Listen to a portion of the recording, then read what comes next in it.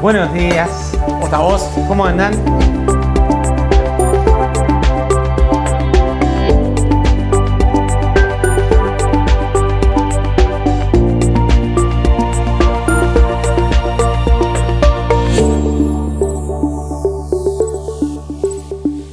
Bueno, ¿qué hay que esperar, Martín, para este día? Mucha incertidumbre, hay que esperar el resultado, te diría, porque no llegamos en condiciones de hacer un pronóstico, ¿no? Así como nos sorprendieron de manera dramática las PASO con su resultado y todo lo que provocó el triunfo de Milei aquel día, llegamos después de 2 meses a otra vez un escenario de incertidumbre en el que aparece un favorito, pero aparece la intriga de si después va a haber un recorte, va a pasar uno, va a pasar otro al balotaje, va a haber un resultado sorprendente que ponga en primera vuelta a Javier Milei, cosa que no están marcando las encuestas ni los antecedentes históricos de elecciones de este tipo. No lo sabemos. Gran incertidumbre y creo que es otra vez el signo de esta elección. Jorge, una elección de 3/3 en la previa y lo que viene. Bueno, yo te diría, planteémonos en el espíritu de las PASO la idea de sorpresa, que fue lo que ocurrió en las primarias. Para mí podría haber 3 posibles sorpresas o escenarios sorpresivos. Uno, que Milei gane en primera vuelta, porque no es lo que están diciendo las encuestas, e implicaría que sube más de 10 puntos desde las primarias hasta ahora, que es un número muy grande a nivel nacional. La segunda sorpresa es que Milei no se despegue mucho de los 30 que obtuvo en la primera vuelta. Por ejemplo, saque 32, sería una sorpresa de que no logró despegar a pesar de que parece como el favorito para descolgarse. Y la tercera sorpresa sería que sea Bullrich la que vaya al balotaje contra Milei y no Massa. Parece que esas serían las 3 ecuaciones que sorprenderían en cualquier sentido, ¿no? Estas 3 son las que no están diciendo o no dijeron la mayoría de los sondeos, pero precisamente por eso me parece que serían el equivalente a lo que pasó en las PASO cuando Milei salió primero. Llegamos con una cloaca, ¿no?, como pocas veces vista en términos de campaña. Sí, la verdad es que probablemente por esto de que el escenario que nos dejó las PASO es un escenario de tercios con muy poca diferencia entre el primero y el tercero, se generó una campaña muy sucia. Lo decía Hugo Alconadamón esta semana, ¿no? Él dice que es probablemente la campaña más sucia desde el regreso de la democracia.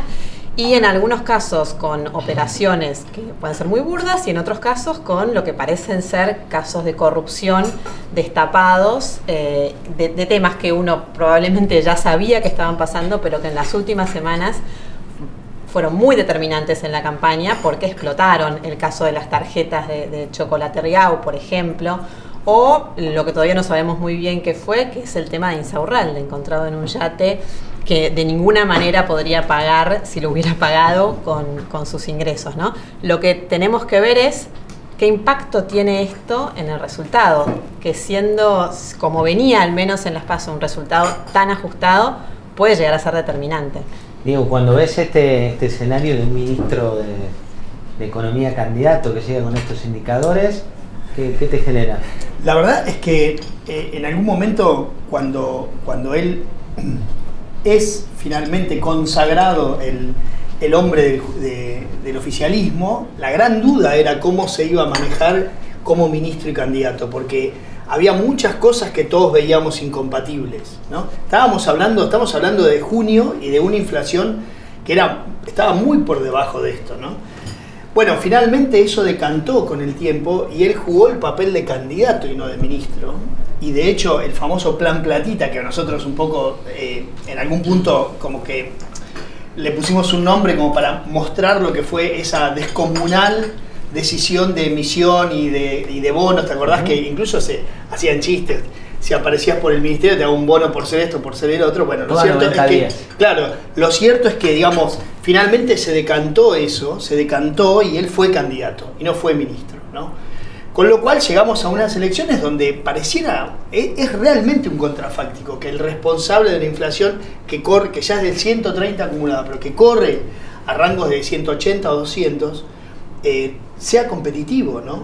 Bueno, y eso todo esto se da en un mundo que cambió, ¿no?, que llegó para para cambiar. Sí, curiosamente el mundo en el cual vamos a votar hoy no tiene nada que ver con el mundo de las PASO, porque es un mundo mucho más inestable y peligroso, y un mundo en el que le va a tener mucha menos paciencia a la Argentina, sobre todo porque son tantas tragedias y miserias autogeneradas. El mundo está ante guerras, ante crisis y dramas, tal vez mucho más graves que el nuestro, y nosotros hemos dado señales de que no pueden confiar en nosotros. No pagamos las deudas, no cumplimos con los acuerdos, gestamos alianzas que son de dudosa conveniencia. Entonces, en ese mundo vamos a votar, y es muy probable que el próximo presidente, no importa quién sea, cuente aún con menos paciencia y menos confianza que el que contaba Alberto Fernández. Ese mundo, Juli, lo incomoda un poco a Alberto Fernández, acomoda lo que viene. ¿Cómo lo estás viendo? En realidad, Alberto Fernández ya está de salida. Esa es como la percepción general, a pesar de que él la semana pasada estuvo en China, de hecho se vio con Vladimir Putin. El mundo está más bien expectante de qué es lo que se viene ahora. De hecho, creo que todos hemos recibido contactos de periodistas del exterior que vinieron a cubrir esta elección, porque es una elección que obviamente llama la atención y también va a tener una repercusión en la política exterior y en el vínculo tanto con aliados actualmente como con otros países que quizás ahora no son tan cercanos. Sin ir más lejos, acá al lado Brasil, ya hemos escuchado a Milei diciendo que él no va a hacer nada con ningún comunista, metiendo a Lula dentro de esa bolsa, por lo cual dentro de la región están muy atentos, pero en el resto del mundo también. Hay que ver qué pasa, por ejemplo, con los BRICS, un anuncio que también generó mucho ruido en su momento, la invitación de la Argentina al BRICS, porque dicen, bueno, ¿cómo el gobierno puede arreglar esto cuando en realidad cuando la Argentina pueda llegar a asumir que es en enero, ya va a haber otro gobierno? Bueno, hay que ver, por ejemplo, qué pasa con esto. Y otro frente también es el del Papa, ¿no? Y el Vaticano, que siguió el tema hasta esta última semana de campaña con un nuevo mensaje polémico del entorno de Milei en cuanto a la posibilidad de incluso romper relaciones con el Vaticano, en un contexto en el que el Papa había dicho que el año que viene tenía prevista una visita a la Argentina, que después lo empezaron a poner un poco en duda. Sí, y abre, Luciano, en esta sociedad, ¿no?, que está partida, vos escribías el otro día. Sí, a mí me parece que el factor anímico es determinante en esta elección, ¿no? Martín recién decía la incertidumbre es un poco la nota saliente, yo diría la incertidumbre y la angustia, ¿no? La angustia social de una sociedad agobiada por la inflación, agobiada por la inseguridad, agobiada por la crisis de la vivienda, por la falta de horizonte. Y me parece que un gran interrogante es cómo se va a canalizar ese estado de ánimo de tanto pesimismo, de tanta amargura en la elección, ¿no? Evidentemente los candidatos han intentado explotar esa faceta anímica, yo creo que de una manera oportunista, ¿no? En el caso de Milei, exaltando la bronca o llamando a canalizar la bronca y a votar con bronca. En el caso del oficialismo, hacerlo con miedo. Bueno, habrá que ver cómo explotan o cómo se expresan o se canalizan esos estados de ánimo en la elección. Me parece que va a ser un gran tema para analizar en los próximos días, quizás en los próximos meses. Se abre un escenario en el que vamos a tener que ser muy humildes y muy profundos para tratar de descifrar un poco Y llegamos, Nacho, con un dólar ficción. El otro día titulábamos dólar a 900 pesos, que no existe, que lo pone la planilla de Reuters, que es la que actualmente seguimos. ¿Cómo se llega? Sí, cerró la semana con un dólar a 900, como vos decís, en las pantallas de Reuters, pero que no se percibía en la calle, digamos. Hablabas con las cuevas, hablabas con el mercado, y nadie creía que ese dólar estuviera a 900. De hecho, te lo ubicaban en 1000, 1050, 1100 sobre el cierre de la semana. O sea, hubo una especie de congelamiento, incluso la pantalla se congeló en algún momento en el jueves a la 1 de la tarde, y nada, esa incertidumbre llega hasta hoy y se prorroga para mañana, para lo que haya mañana. Sí, la apertura del lunes. Fede, ¿y la mañana cómo arrancó? Bien, bueno, la gente, como marcaba Luciano y como marcó Martín, La gente está muy preocupada. Nosotros hace 2 meses acá en esta misma mesa, algunos hablamos de voto de esperanza, ver qué pasa hacia adelante. Creo que mucha gente llega a esta elección con mucha atención. La gente lo sigue, lo vemos en la mesa, lo vemos en Hablabas de tu hijo casa. hace 2 meses. Sí, bueno, lo mismo. ¿Qué pasó si van a cambiar el voto? Si los chicos siguen con el voto que metieron hace 2 meses en la urna. ¿Qué va a pasar ahí? Yo creo que es la clave. La gente está muy pendiente de esta elección. Yo creo no solamente por lo que pase hoy, sino por lo que pase mañana, por lo que pase de acá a diciembre, la transición, cómo va a ser el nuevo gobierno. Bueno, creo que la gente, esto de la incertidumbre genera mucha angustia, como decía Luciano. Creo que por ahí no es una elección más, es muy diferente a las que hemos visto hasta ahora y que tiene que ver por esto y que no solo nos atraviesa acá en la zona de influencia donde nosotros estamos, siempre hablamos de lo mismo, el AMBA, pero hay un interior más profundo que lo vimos en la elección pasada, que sorprendió a todo el mundo, que también tuvo este voto bronca, que nadie lo esperaba. Bueno, creo que hoy hay múltiples escenarios y muchas formas de analizar el resultado a partir de mañana.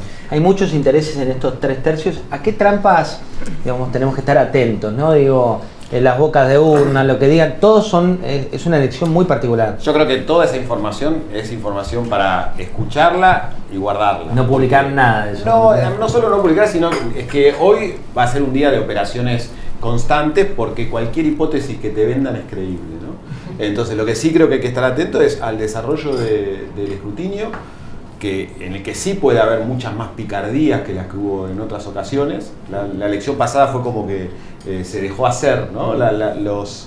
Los habituales señores de los escrutinios no aparecieron o dejaron jugar, se dio un resultado muy sorprendente. Ahora están en juego los porotos de verdad y ahí podemos llegar a ver alguna cosa diferente respecto de lo que fueron las PASO, y creo que tenemos que estar muy atentos a la participación. Si ese interés que genera la gente, si esos 45 puntos de rating de los debates, por ejemplo, y esa necesidad de saber qué va a pasar hace que salga más gente a votar. Recordemos, las PASO fueron el récord negativo de participación en la historia de los 40 años de democracia. Bueno, había un debate ahí y lo veíamos en la nota de Mati Moreno el viernes, el tema de cómo llegar eventualmente a un segundo puesto o llegar a un balotaje si es que se produce, o ganar en primera vuelta. Digo, también las franjas etarias empiezan a jugar, ¿no?, con carreras distintas. Es que está muy marcado, sobre todo en el caso de Bullrich y de Milei, ¿no? Bullrich tiene el mayor caudal de votos, arriba de 50 a 55 años. Ahí captura entre el 50 y el 60% de sus votos. Entonces hay un factor etario muy fuerte que contrasta quizás con la imagen del primer PRO, si vos te acordás del Macri del 2015, de los globos, que tenía un movimiento juvenil bastante auspicioso en ese momento. Bueno, eso no está más. Y por contrapartida, Milei se quedó con el voto joven, tiene casi un 50% de ese espacio, y que sintoniza demasiado con lo que él está planteando. Ahí también se percibe una declinación de la Cámpora, que fue la agrupación juvenil que el kirchnerismo impulsó. Hoy ya no es tan atractivo desde el punto de vista de las expectativas de la juventud. Con lo cual ahí tenés un corte etario muy marcado entre Milei y Bullrich. Lo de Massa es más fluctuante, más intermedio, si querés, no está tan definido en términos etarios, colecta mucho de voto peronista clásico de kirchnerismo, tiene un piso bastante nítido, también le cuesta perforar un techo, ¿no? Pero creo que, sobre todo el caso de los jóvenes, se han transformado en esta elección, como yo no recuerdo otra, en un factor decisivo, porque no solamente se inclinaron por Milei, sino que fueron vectores para que adultos terminen votando a Milei, ¿no? Generaron mucha discusión intrafamiliar en el buen sentido, conversación, y que tuvo un corte, a diferencia de lo que era la vieja grieta, digamos, kirchnerismo, antikirchnerismo, que era más ideológica. Esta es una divisoria marcada por la edad. Bueno, se dio una particularidad, varios consultando, ¿no?, meteorólogos, de cómo iba a devenir el día de hoy, si iba a ser una lluvia fuerte, cómo está a nivel nacional, porque está así, ¿no? Al menos la previa está muy peleado. Una pregunta que le quiero hacer a Jorge. Mencionaste 3 escenarios que te sorprenderían, pero hay uno que también puede ser sorprendente, y más teniendo en cuenta el contexto de cómo los oficialismos han sido derrotados en prácticamente 20 elecciones generales que hubo en América Latina, e incluso toda América, en los últimos 3 años. ¿Te sorprendería que Massa saliera primero en el balotaje? Porque en las últimas encuestas, muchas de las últimas encuestas, vaya a ser saber uno la calidad de esas encuestas. Las paga, ¿no? Sí, por supuesto, exacto. Sí, muchas, acordemos. Massa salía primero, que, digamos, contradiciendo todo lo que venía sucediendo entre las PASO y hoy. No, sin duda, vos desafiás el espíritu La veda. No, ella desafía el título de sorpresa. Eso sería muy sorpresivo, ¿no? Bueno. Sí, o sea, Eso ya entraría en la perplejidad. Sí, yo asumí cierta razonabilidad en comparación con lo que estamos viendo. Y a partir de lo que decía Diego, ya que Massa esté competitivo y que nosotros estemos discutiendo si puede entrar o no al balotaje, para mí es realmente Pero sorprendente. además Hay un ¿no? mérito de Massa y hay un demérito de sus opositores, ¿no? Que no lograron poner a Massa en el lugar en el que Massa realmente está, que es el ministro de Economía del gobierno de Alberto Fernández. Este no es mi gobierno empieza el 10 de Y diciembre. los opositores no enfrentaron esa tesis. ¿Por qué No. Vos sabés que, escucha, el viernes me llegó algo que es muy interesante, ¿no? Desde el punto de vista de cómo, de argumentación en redes sociales y demás, que dice, no te olvides que Scaloni era el ayudante técnico De San Paoli, de San en Paoli, el 2018, ¿no? claro. Bueno, Como diciendo, ojo, pero es verdad que eso Massa logró. presidente puede ser otra cosa. No, pero Eso es cierto, lo ha logrado fíjate lo que instalar. fueron los debates. En los debates la sacó muy barata Massa Sí, para ver la especialmente situación en en el crisis segundo, del país, Bullrich, ¿no? a En el mostrarle primero había la- estallado el caso de Insaurralde. En el segundo no estaba el dólar ya a 1000 o estaba Se acercaba. en una escalada, en una escalada. Sí. Y la verdad es que si uno tiene en cuenta eso, yo también creo que es un escenario que justamente por estas Ahora, cosas que estamos hay- diciendo es ahora, improbable, pero también hay mérito recuerden de que él en este también. mismo desayuno nosotros la vez pasada no lo veíamos ni cerca ganadora Milei. No. Ahora, No, yo creo que a Massa le resulta más sencillo, coincido en que los opositores desaprovecharon. Massa se sacó un poco el traje kirchnerista. Fíjate que de la paso para acá el kirchnerismo desapareció de la campaña. Pero nadie lee la lista, ¿no? Porque vos Oh, decís por Máximo supuesto. Kirchner No, primero, te hablo- Tulio. No, yo te hablo solamente de la exposición de la- pública. sí. Digamos, desapareció Cristina, Máximo, Guado, están todos ahí. Fue todo centralizado en Massa. Entonces, eso me sorprende menos. Lo que sí me sorprende es que él paga un costo aparentemente bajo respecto de la performance económica, porque esa es toda de él. Es Bueno, y completa, aparte ¿no? es increíble esto de. El otro día leía lo que pasaba en aerolíneas, lo que pasa en algunas compañías, donde se pone él como el garante de te voy a cuidar el sueldo, te voy a solucionar todo. Y vos decís, bueno, el escenario macro, estás perdiendo 3,5 millones de dólares por día solo en los trenes. No, Y en ese sentido también el cierre, ¿no?, de la semana con todo esto del transporte, Tremendo. con esta campaña sucia, parecían medio manotazos El mérito es de poner jugar. hacia adelante. Él pone siempre el 10 de diciembre, ahí vamos a cambiar, vamos a bajar la inflación. Él siempre tiene Bueno, el pero discurso hacia adelante. Hay algo que no es menor y que es verdad lo que decís, que nadie lo veía a Milei, pero sí lo que las encuestas le pegaron hace bastante tiempo, y tratando de no romper la veda, demasiado, es las encuestas de clima. Vos, Jorge, las conocés tanto como yo, que hace tiempo que vienen diciendo hay 70-30. 70%, ¿no? Y esto ya tiene muchos años de consolidación. Te diría que después de la salida de la pandemia, 7-3 la gente quiere cambiar esto. Y es lo que estamos viendo. El problema es que en el 7 se dividió. Bueno, Pero ese gran número, las encuestas sí le pegaron, que es la Sí, no era encuesta de esperable clima, que se ¿no? canalizara así, Por pero eso. se consolidó en las PASO como el hombre del cambio. Exacto, entonces digo, si Massa llega a segunda vuelta en la sorpresa mayúscula que vos planteaste, bueno, va a ser difícil también romper ese techo que vos decís. También hay una cuestión Sí. objetiva que el escenario se acomodó de tal manera, el tablero político, que dos candidatos quedaron de la derecha hacia la extrema derecha y a Massa le quedó todo el resto del tablero, Claro. del tablero para él solo. Y eso de alguna manera es una suerte que él tiene, que le permite cosechar o salir a buscar votos en Pero la reta no lo cambia un poco, digo, la reta pero Quirós en el Ministerio de Salud. esa es la jugada de Bullrich en el último momento para tratar para asumir que no le queda otro remedio que correrse hacia el centro, porque ella al principio se resistió a esa operación, ¿no? Ella había quedado en una suerte de centro imaginario al que se resistía, ¿no? El último tiempo pareció acercarse. Luciano, te pongo un punto ahí. La vez pasada hablabas de esta tristeza, lo hablaba también Fede. Ahora hay una cuestión de miedo, ¿no? Lo siembran desde el oficialismo, miedo con un boleto a tanto, lo siembran desde Juntos por el Cambio, miedo a que el otro no tenga posibilidad de gobernabilidad, lo sienta Milei también desde contra Juntos por el Cambio diciendo son más de lo mismo. Digo, ¿cómo influye este miedo en la sociedad? Sí, a mí me parece que con cierta irresponsabilidad desde algunos sectores políticos se ha intentado exacerbar ese sentimiento de miedo y de incertidumbre, que es un operativo, un dispositivo típico de los populismos, ¿no? Exacerbar el enojo, la bronca, el miedo y dirigirlo en un sentido de su conveniencia política. A mí me parece que eso es muy peligroso y me parece que que ha combinado, ha anclado en una sociedad donde objetivamente hay muchas razones para la preocupación, para la inquietud y para el agobio, ¿no? Jorge marcaba mucho esto de los segmentos generacionales y cómo entre los jóvenes se ha instalado mucho la idea de que peor no podemos estar, ¿no?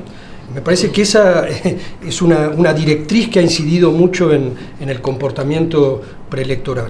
Y sin embargo, el peor no podemos estar lo dice una generación que no conoce o no tiene memoria directa de etapas de la Argentina que nos demuestran que sí podemos estar peor, O sea, ¿no? después del 2001. La inflación del 2001, la hiperinflación Hay de un los dato 30. importante que es digamos, de política cultural y generacional, que es el vínculo de los sub-25, sub-30 años con la democracia es distinta a las generaciones anteriores. Ellos asumen como una condición dada la democracia, con lo cual no hay riesgo institucional implícito, ni siquiera conocen un golpe de Estado, digamos. Entonces, ellos lo que perciben es, esto es el status quo, y el status quo no es funcional para generar expectativas. Tienen una crisis de expectativa, no pueden ver el futuro. Entonces, no les pasó nada grave todavía, asumen que la democracia es natural, entonces le demandan algo más, que es, quiero poder tener una expectativa de poder alquilar o tener un crédito para tener una casa, poder vivir de mi trabajo, y eso se rompió.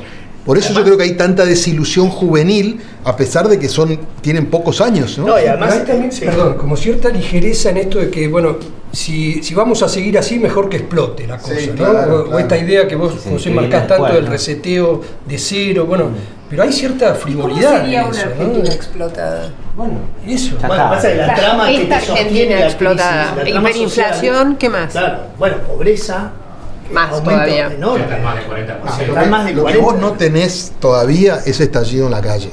Esa es la diferencia. Para mí la gran diferencia que estamos viviendo es que esta crisis viene acumulándose y no estalla en la calle, que es lo que nosotros tenemos inconscientemente en la cabeza de lo que es crisis. Es la gente saqueando o en los bancos y demás. Eso es lo que hasta ahora no ocurrió.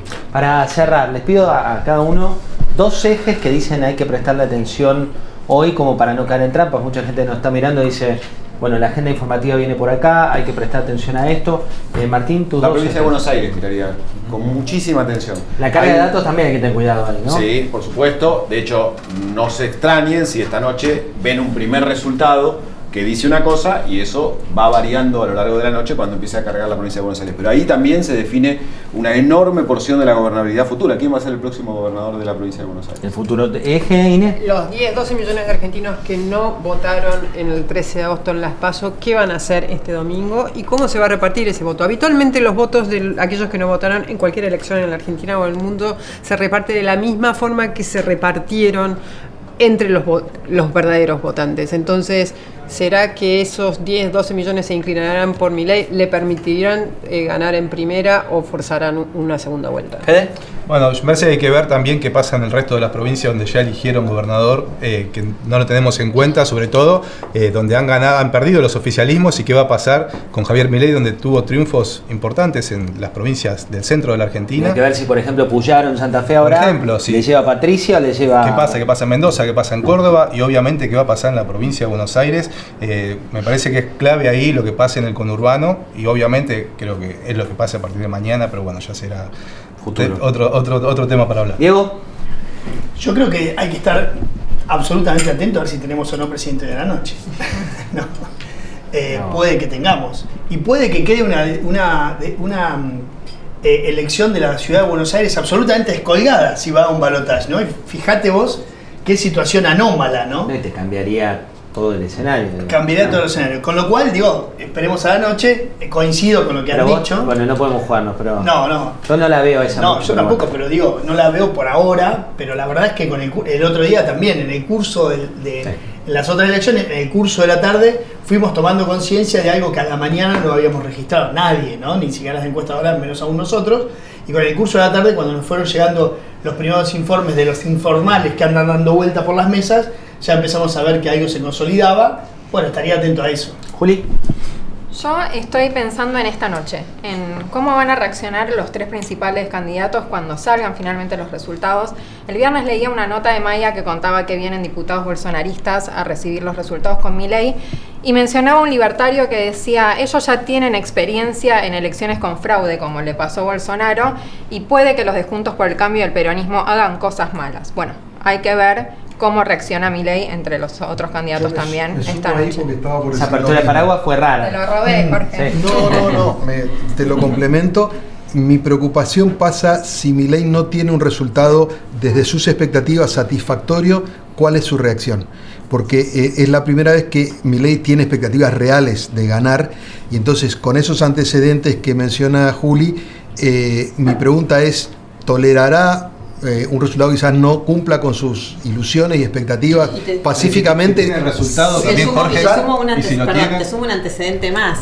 Que en las PASO, donde Milei inesperadamente ganó, él denunció después, y de hecho lo vimos esta semana, él dijo que le robaron entre 2 y 5 puntos. Sí. Se vino quejando de esa elección, cuestionó el sistema informático, y eso con un resultado que fue claramente, y además inesperadamente favorable para él. Entonces yo creo que hoy hay que tener mucho cuidado con las denuncias que se hagan, denuncias que además en el caso de Milei después no se trasladaron a la justicia electoral. Claro, él hizo todas esas denuncias y pasaron los meses y nada llegaba. De hecho, el viernes lo terminan citando a su apoderado porque ellos no lo denunciaron. Entonces, también creo que tenemos que tener mucho cuidado, porque lo cierto es que en las elecciones en la Argentina, en general, más allá de que se puedan discutir 1 o 2 puntos, 1 o 2 mesas, no tenemos un problema de que no se crea en el resultado. No, de transparencia no. Y esto de los discursos también es clave para los mercados, porque en función de lo que diga el ganador o el perdedor, mañana abrirán de una manera u otra los mercados. Digo, un hipotético triunfo, como decías, en un escenario posible, de Milei en primera vuelta diciendo dolarizo ya, es una cosa. Milei diciendo dolarizo en una segunda instancia a 36 meses, es otra cosa. Lo mismo si va a balotage con Massa. Sí, una derrota, digo, todavía. No, por eso, digo, todavía. o eventualmente, digo, los mercados manejan escenarios posibles, un poco lo que decía Jorge, hay un informe del viernes de Portfolio Personal Inversiones que le asigna distintas probabilidades, y en función de eso también la reacción de los mercados. Digo, si queda en un eventual balotage con Massa, son dos fuerzas que se van a repeler, porque digo, a uno le va a seguir interesando instalar la dolarización, el otro le va a costar devaluar, van para un lado y para otro. Eventualmente, si va a un escenario de Milei con Burrich, por ejemplo, es lo que ellos llaman second best, que es lo más ideal, porque incluso podía ser frenar el contado con liquidación, retrocederlo. Bueno, es muy hipotético, pero en función de lo que digan los discursos, depende mucho de eso, cómo abran los mercados mañana. Luciano, ¿tú cierras? Sí, a mí me parece que hay que estar atentos al dato de la participación. Me parece que eso va a ser clave para proyectar además escenarios de fondo hacia el futuro, cuál es el grado de compromiso de la ciudadanía con el sistema, en un paisaje en el que está claramente deteriorada la representación. Y la legitimidad de ganador. Exacto. Y después un dato accesorio al que quizá debamos prestarle atención en los próximos días es cómo influyó el voto católico, ¿no? Esto que mencionaba Juli, es la primera vez en una elección en la que se explicita tanto, por lo menos en los últimos 40 años, un candidato enfrentado con la Iglesia Católica y con el Papa directamente. Y que Massa sorpresivamente hizo mucha alusión también al Papa y al catolicismo, sobre todo en uno de los debates. Me acuerdo que dijo, si Dios me elige o si Dios lo permite, voy a ser próximo presidente. En este momento está habiendo misas, ¿no? En todo el país. Por eso me parece un dato interesante ver si eso es un factor o no, porque también nos va a dar una información sobre cómo estamos cultural y socialmente en la Argentina parados en relación a eso. Hicimos muchas coberturas, pero creo que tal vez el día de hoy es de las más apasionantes, ¿no? Porque vamos a tener mucho misterio de acá hasta la noche, y sobre todo también esto que decíamos hace un rato de prestar atención que va a haber mucho fuego cruzado, ¿no? En las PASO había candidatos que decían que ganaban y arrasaban. En Chaco un oficialismo decía que arrasaba y que estaban mal cargados los votos porque estaba Resistencia y faltaba el resto. Habrá que esperar. Bueno, vamos a trabajar. Que tengan muy buen día. Gracias.